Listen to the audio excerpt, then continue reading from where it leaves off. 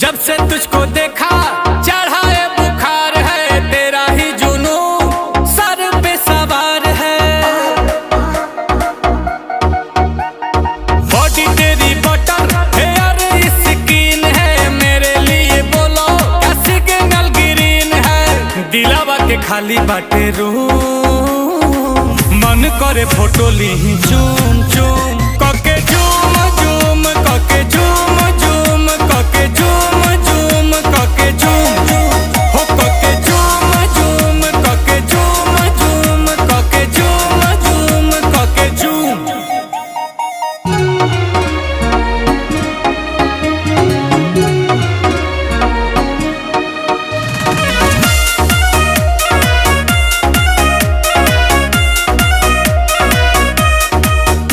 वो मीठी मीठी बातें गजब की मुलाकातें, वो याद आती है रात जाने जा।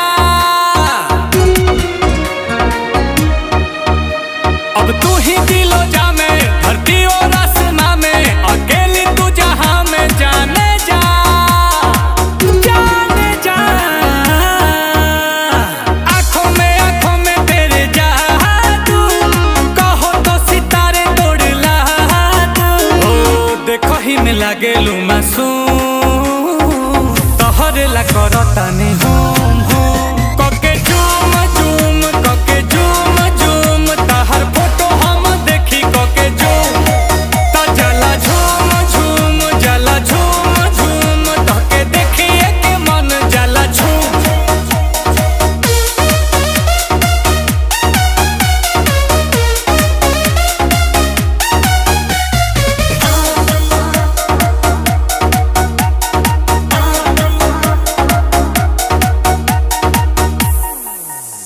तू ही मेरी कहानी, तुझ में ही जिंदगानी, इस प्यासे की हो पानी जाने जा।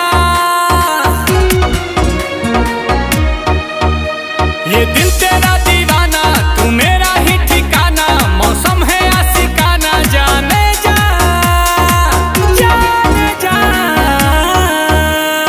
सांसों में तू बसी है, लबों पे मेरे तू ही हंसी है। गुची के लगा के परफ्यूम, फिगर ब्लास्ट करे बूम बूम।